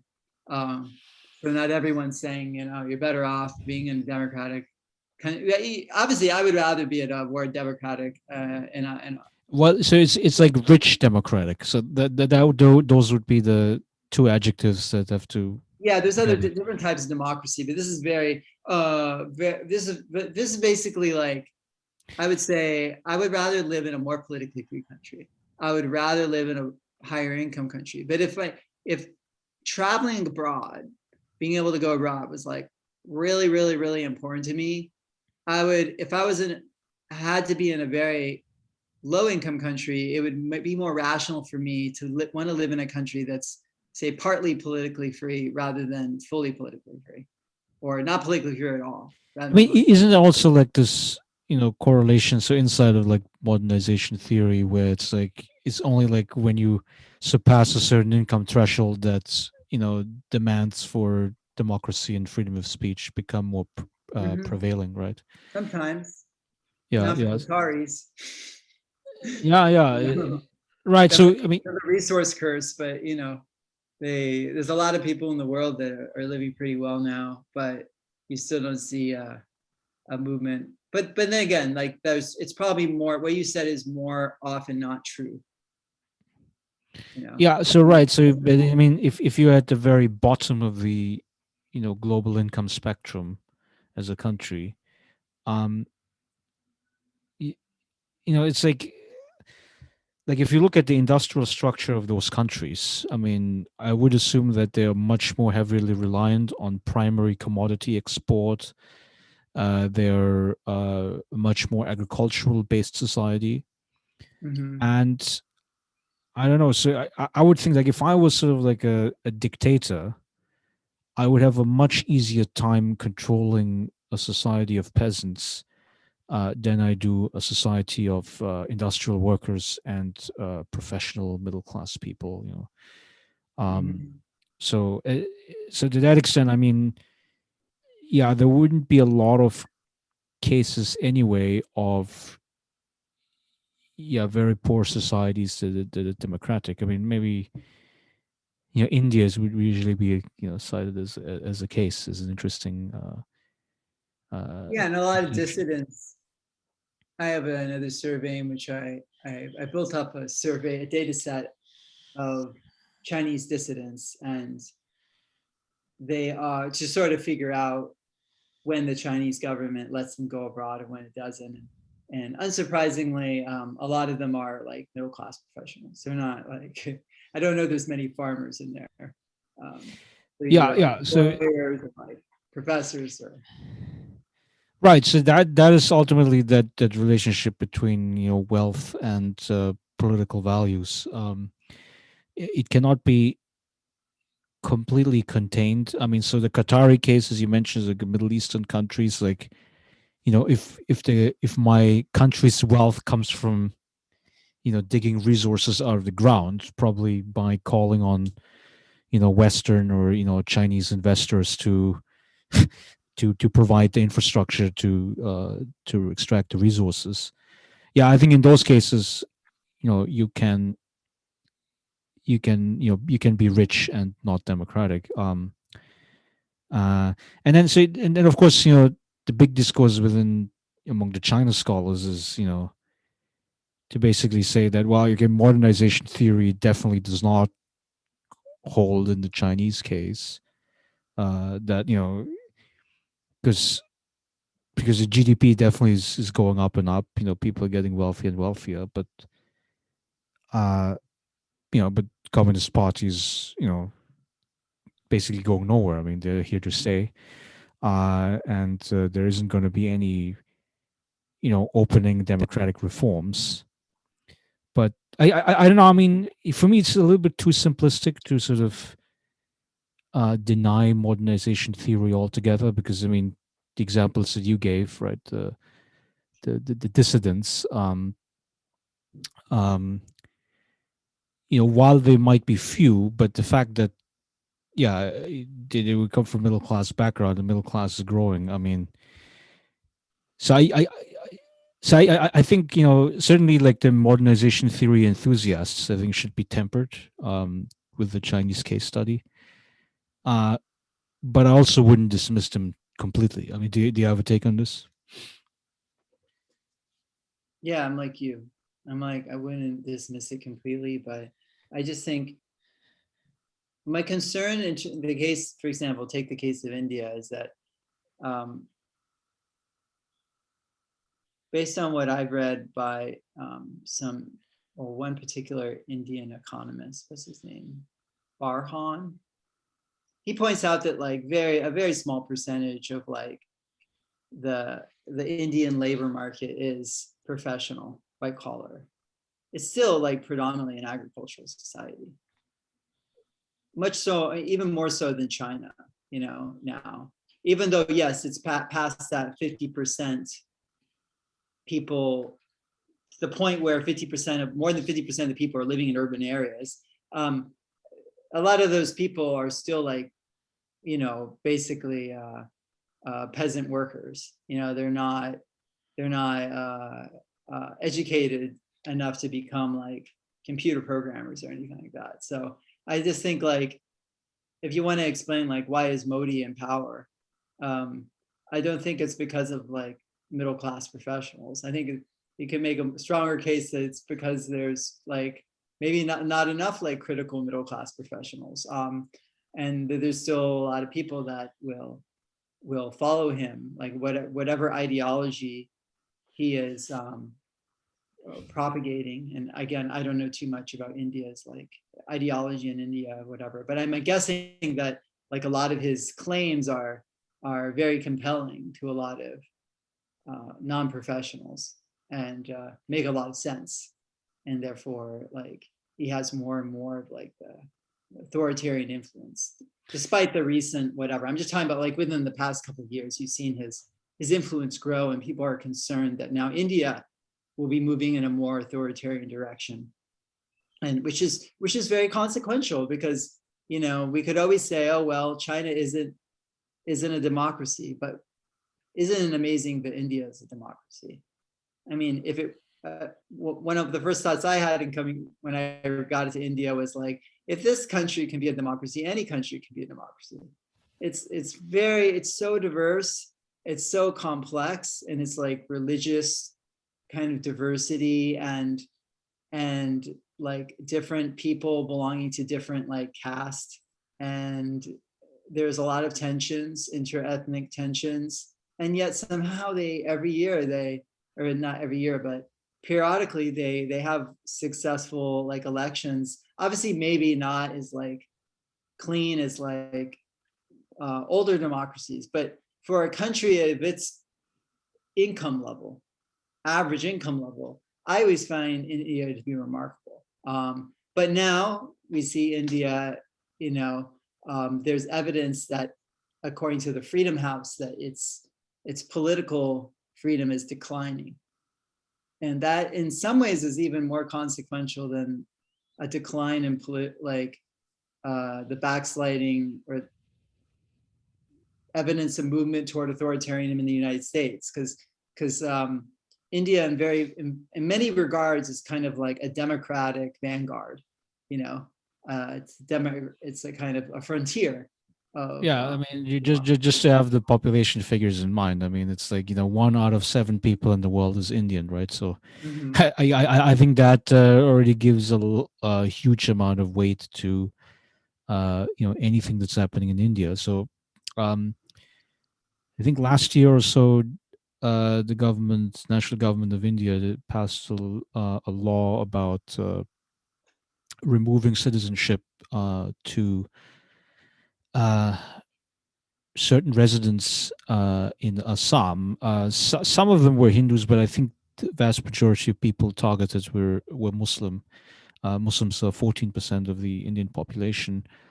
Um, then there was another thing about like some temple, the Ayodhya temple, I think, Mhm. where you know they basically so there used to be a mosque in it, and then so they tear it down, and then we're going to put in this Hindu temple, right? So it's really a way of using religious identity as a, you could say, a key dividing line in society, and it goes very much contrary to what people believe Modi to have promised at the beginning of his first term, right? So because the argument of the BJP originally was, we're going to get rid of this corrupt Congress party, which has been in power since independence. The Nehru Gandhi clan. So get rid of this structure, this corrupt structure, um, and we replace it with efficient, you could say, neoliberal government. We're going to produce economic growth the same way that Modi did as a chief minister in Gujarat. And it all sounded really great. Um, and the but there wasn't like specific large scale economic reforms to make people's lives better off. I mean, in fact, you could say over the short term, they're actually being harmed by reforms. I mean, like the demonetization. So they say, oh, well, we're going to get rid of all the black money in the economy. But then, you basically people who couldn't change the currency, they just basically lost a bunch of the savings. Um, uh, and there's probably a few other economic transformations that were happening. I mean, of course, the rural employment crisis is a big issue, right? So people are moving into the cities, they're abandoning farming. And then the problem is that, if you have a bad economic situation arising, such as COVID, so you have all these people that are losing their jobs. So then they're like, oh, well, do we have to track back to a home village from the large cities? But then at home, they might not even have access to land anymore, right? So there's nothing necessarily to fall back on, right? Um, I would think there's a lot of economic tensions that exist in Indian society, and I think what the BJP then is doing is they're focusing on religious sectarian identity issues to mobilize the population. I mean, it's a way of distracting people. I mean, it's almost the same thing that would what Trump has done, right? Mhm. It's like, oh yeah, look at what all these immigrants and they took away stuff from us, right? And and then at the same time, you're giving tax breaks to millionaires and billionaires, people who don't need extra money. Um, so yeah, it's overall. I think like the sort of like right wing authoritarian turn is sort of the worst of all worlds to some extent, right?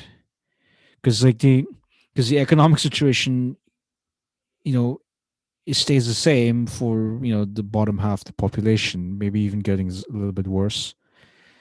Um, and then you just fill them up with images of hate, you know, and and then so if you're driven by hate and fear, then instead of rational judgment, then we're also not in a political situation to you know try to do something about it. Try to take policies that is more beneficial to the people at the bottom. Um, and but but it seems this must be like a global phenomenon, right? I mean, the Trump case, the Modi case, the Bolsonaro case. There's during times of uncertainty, I think people want to go back to have some kind of strongman that's going to protect them, even just rhetorically, even if it's not in real life. uh, Mhm. yeah. So, but yeah, I mean, like, do you have any outlook? I mean, like, is there a way out of it? I mean, out of the authoritarian, fascistic flirtations. I think having people interact more. I think more less homophily is the way out of it. More people traveling and having more encounters and having less media mediated interaction. I think people can get their information more from.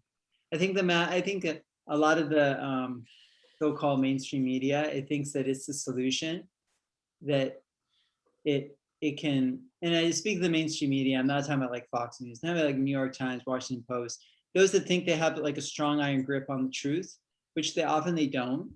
We see that now, like they're having doubts. A lot of journalists are having doubts about the whole lab leak theory with COVID in China. There's a lot of uncertainty, and I think that like if the media wasn't so didn't have such a hubris and just tried to provide, like there's a focus more on providing opportunities for people from different um, ends of the political spectrum to interact, which is why I just put in a plug. I don't know if this is, maybe this America Talks thing is going to be a disaster. Don't get me wrong. I'm not saying, but I'm saying this is like a pretty sincere effort to kind of deal with that sort of problem.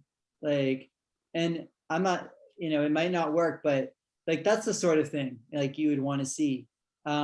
Not like this sort of condescending kind of rhetoric that you often see out of like a lot of so-called mainstream like media outlets about people that are deluded or caught up with conspiracy theories or whatever. I just think they've done enough that they haven't really helped the situation as much as they think they have. I could see how they think they have a role to play in terms of making powerful people accountable and exposing injustices in the world, and also like fact checking and verifying what's true or not. But I think that uh, there also needs, like, they won't solve this problem, and neither will like the social media companies. Like, there needs to be more human to human interaction, and particularly from people that don't cross paths. And so, and that's, I'm saying all that as somebody who spent their life doing that, but that's partly like, yeah. And so, and I know I'm probably preaching to the choir here. Anyone who listens to this would probably agree with me, but like, I do think like that's a better way out of whatever what you've talked about is kind of like a trap than like anything else. And that pertains to United States, to India, to China, to any country, which is pretty much every country where there are people that have prejudices towards some other. Yeah. So it's a good old fashioned contact theory, right? So as soon as I, see somebody of, different background than me, I start interacting. I'm like, oh, actually you have the same motivation as me. You just want to, Mhm. whatever, have good family life. You want to, eat good food, travel, whatever. And then it's basically there's this idea of like a global village. We're all basically living here together, and we're going to have to face some kind of, common endeavor, common challenge. um I do think, however, that it's not just like human to human interaction that's needed. I mean, of course, we do need to have more of that. I think we have to put down Twitter and social media for as long as we can, because it's not good for for mental health. Or not get into it at all. Yeah. Well, I mean, actually, I mean, if you're an academic, you do appreciate Twitter sometimes, because people share like research papers and say, oh wow, that's cool, I never heard about that. Mhm. So definitely advantages that, but I think, so I mean, I look at it also from like a policy perspective. I think, what we have done is that, you could say globalization on steroids, technological development on steroids, meaning, and of course you're from the Bay Area, so you can maybe say a few more things about this. How powerful, Silicon Valley and some technology companies are going to be. Um, and basically, I mean, how much wealth that they're, concentrating without necessarily having to share those uh, benefits with the broader society. Now, I mean, of course, when I say this, then the Facebook and the Google will turn around and say, "Hey, I'm not charging you anything for having a Facebook account or a Google account, right?" Um, but but still, it seems to be like in modern capitalism. I mean, there's some companies like they're able to just suck out all of the like additional economic activity that's happening in the economy. So, like Amazon is a clear example, right? It's like you have this pandemic lockdown happening. We already had a shift from brick to online retail prior to the pandemic, but now everybody's like, oh my god, no more social interaction, social distancing. Uh, order more packages online. All the things that I need can be brought to my doorstep. And now, post pandemic, I mean, with all the malls already closing down, like, what's going to be my incentive at all to drive to a faraway place so I can get the the conventional shopping experience?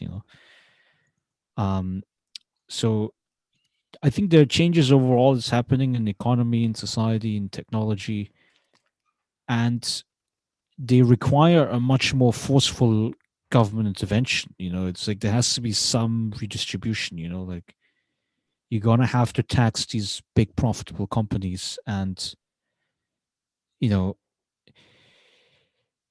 well, it's a combination of social services, like housing supports, maybe food stamp welfare, but education spending, healthcare, and UBI potentially, right? Um, because yeah, because otherwise, I think just with like a pure like discourse oriented, human to human, peer to peer approach, I think we're not gonna solve our problems. I don't know. Do you have a take on this as well? Well, I think all the stuff you talk about necessarily has to build from the peer-to-peer interaction.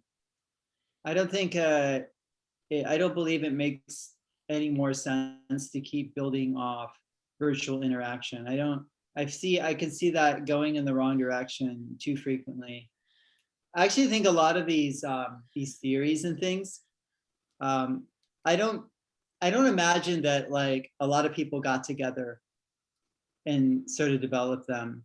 Like a lot of this misinformation, I don't think it was like some cabal of people with bad intentions who were getting together and like let's come up with this QAnon theory. I think a lot of it developed organically through social media and through social media interactions and the algorithms that pull people toward more and more extreme things that they like. Um, and and and like yes, there will have to be some ways in which media as well like mitigates. I mean, this like America Talks thing is a good example of that. Like it could have been a bunch of people that got together like let's do this, but like it also a lot of it's developed, it's going to spread and pull people in through the media, through a mention the New York Times or whatever. And so I don't know, I really think like that, it used to be like there used to be like clubs and like associations of real people that kind of met, and now I feel that there are like real meetings of people, but they've already formed their ideas through media and social media, and obviously there's some real life kind of affirmation, um, echo chambers where people are interacting only with people that have their similar point of views, and so they just kind of bolster through confirmation bias what they already think and minimize like cognitive dissonance with any other information that contradicts their point of view by avoiding it.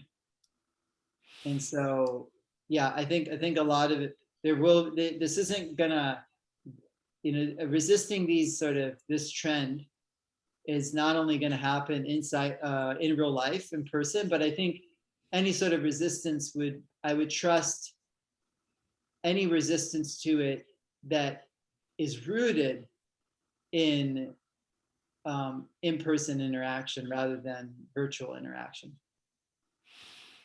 Yeah. Definitely. I mean, I think the personal interaction is extremely important, and also like with this issue about QAnon and whatever all these conspiracies. I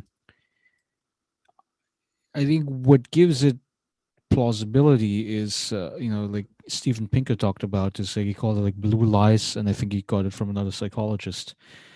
Um, but it's the idea that um, it's like I'm repeating the lie, whatever it is, like Trump won the election or whatever, something like that. Um, Not because I truly believe in my gut that it's correct, that it's verifiable, but Mm-hmm. rather um, that I signal to my tribe that I'm a member of this group. It's almost, I mean, like now I'm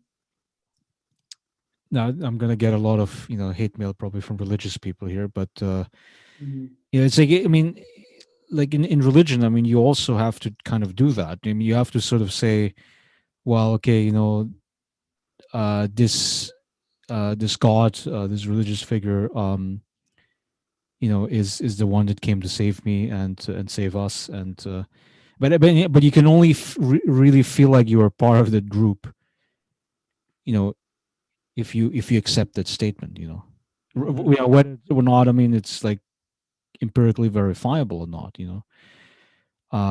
and so I think, and that's really the question that needs to be asked. Like, do you care about scientific truth, um, or do you care about membership? Like the comfort in being a member in a group. Um, and uh, you see, the thing is that I think humans. I mean, we're sort of like social political animals, is the way how Aristotle described us. Mhm. And I think it's very much true. I think we do want to be part of a tribe, and we want to feel safe inside of that tribe. And I think that's, I think, the biggest motivation that I can see with QAnon, or whatever election conspiracies. Mhm. Um, and I don't know. I mean, the best way, it seems to be, to address it. I think, um, but you would have to basically foster communities that are healthier, so to speak. Mhm. Meaning, yeah, I mean, actually, like, reinvigorating religion. I mean, I'm sure, churches and mosques and whatever else. Or it could be sports oriented, clubs or teams. Um, yeah, I would say that if you were sort of arguing in an hour or two about who was the best baseball player and which team, I think that's a much I don't know, friendlier way of you know uh, taking out conflicts, than to do it over politics. I would say, I mean, Mhm. especially like petty politics, partisan politics. Uh, yeah. So yeah, but right. So the idea is not to disrupt you know c- community ties.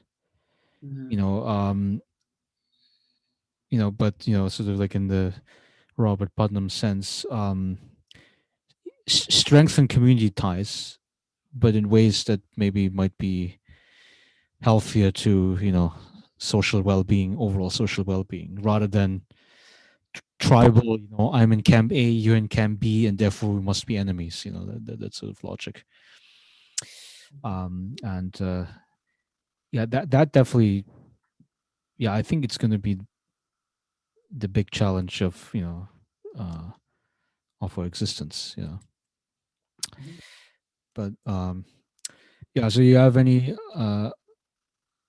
other thoughts about migration, or any other topic about that you want to investigate? Nope. Just I'm currently working on a final chapter of my manuscript about the disenchanted, and it's essentially looking at um, the role. So I remember I talked about like the gradual disenchantment with immigration, um, becoming an immigrant, immigrating into another society, and this last chapter um, is looking at the role of more that chapter, prior chapter looked at more like micro level kind of mechanisms. This last chapter of the book will look at, before the conclusion, we'll look at these more macro level unexpected exogenous shocks to society and what impact do they have. I mean, Willie Yasso once said in a ASA paper session that I was presenting with her at, that if the United States had a civil war, you could be sure that a lot of people would not immigrate. Like they would be getting out of here. So we haven't had a civil war for a long time here. So there's no example of that. But I thought the COVID-19 pandemic, at least as it developed and transpired from March of last year until um, the end of this past year, like March to December of 2020, was kind of a comparable example. I mean, it may not have been experienced as such an acute traumatizing event to a lot of people as a war, but certainly it was just as, if not more, devastating in terms of human lives. And so I was interested in this last chapter, looking at people who have returned to their country in those that early period of the pandemic, because of they felt that there was just too much uncertainty about the future of the U.S. and how this whole thing would play out. Before we knew even that there was going to be a vaccine, and whether people felt that because everyone was so affected at once, and usually when they're affected by the things that discourage them from immigrating, they can still fall back on social support. But in this example, so many people were so affected by the pandemic at once that they didn't really, They couldn't help out other people, essentially. couldn't help other people. So there's a lack of social support. So a lot of people just, they want to put in a more vernacular terminology, they might just want to run home to mommy and daddy, because it's hard to maintain a project of mobility and migration when you don't feel any sense of stability, or what Anthony Giddens called ontological security. And so the last chapter of the book, I'd like to test that hypothesis. And I don't know if any of your viewers are or know of somebody of the type of person that had such an experience. Say they gave up immigrating because it was like, well, I don't know what's going to happen here. And China seems, for example, just give one example, to have things more under control. So I'm going to go back there. The other sort of shock that I'm interested in looking at is a more targeted, but it's also a macro level shock affecting a whole community of people. In this case, Asian people of East Asian descent, what physical anthropologists used to call, although it's an outdated term, mongoloid physiognomy. They were disproportionately victims of hate crimes since March. And I have a whole spreadsheet of incidences where somebody said, go back to China, go back to Asia, go, you don't belong here. This sort of rhetoric. And I would like to know what impact that has. My hypothesis is that the pandemic did compel a lot of people to go back to their country, mainly, but that was because it was a general level phenomenon that reduced the prospects of having a future in the U.S. Whether they return, later on is another question. But at least for the time being, we feel like for many people, it's a momentous decision to go back because they may not get another chance to return. So my hypothesis is that that certainly, although it was, on the other hand, it was very difficult. It was very difficult to go back to China with plane tickets, with the embassy, with visas. But the willingness to do that. And on the contrary, with the anti-Asian hate crimes, I like to believe, I believe that they had the opposite effect. That although it's a macro level shock, that it actually made people more adamant about immigrating and becoming a citizen of the country, because there was a great recognition that this was wrong. This was not, many people that weren't vulnerable opposed it, and it was a very controversial thing. I think it was a bipartisan vote against the anti-Asian hate crimes in Congress. So it's not it's a bipartisan issue. But this is wrong, and people shouldn't be taking out any hatred toward China out of belief that it's the alleged cause of COVID-19 on people that happen to be descended from individuals that come from Asia, East Asia. And so that's my hypothesis, but I'm still trying to recruit just a small sample of people that actually made that move, or maybe didn't. I think it'll be easier to collect data from people that didn't.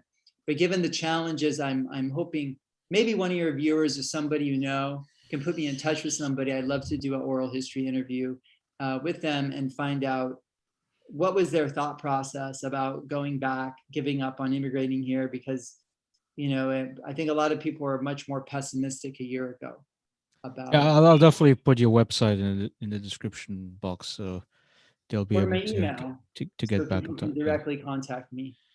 yeah, we can do that as well. They can contact you Okay, so again. that's all I want to put down. Uh, That's a work in progress. Maybe some of your viewers have a great story to share, and then they may not get their name in it unless they really want to, because they keep everything's anonymized and confidential, all my interviews. But yeah, they that's can the way get how their we do it. Yeah. story recorded as part of a sociological theory. Yeah, yeah. Well, it's the stories that you want to get out of it because Mhm. when people make, I mean, so moving countries is always a momentous choice, Mhm.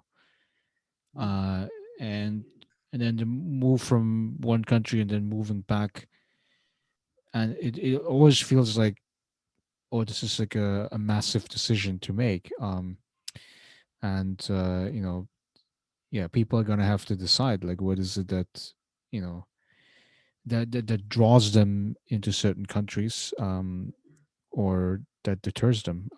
So yeah, I think with COVID, I mean, it has been an incredibly uh, exceptional and traumatic experience. I mean, I was watching documentary yesterday. It was about it's a German television, and they interview a bunch of kids who like in high school, and those who go into like traineeship programs for jobs, and basically it's even more traumatic perhaps than even for older people, because I mean older people, I mean, as long as you're not in one of those nursing homes that was like a big cluster with COVID, um your pre-pandemic lifestyle wasn't that much different than your pandemic lifestyle, because like if you're a retired person, you're mostly at home, Mhm. and you don't, maybe a lot of your friends, if you're like elderly, they might have passed away already, or you're not in touch with them anymore.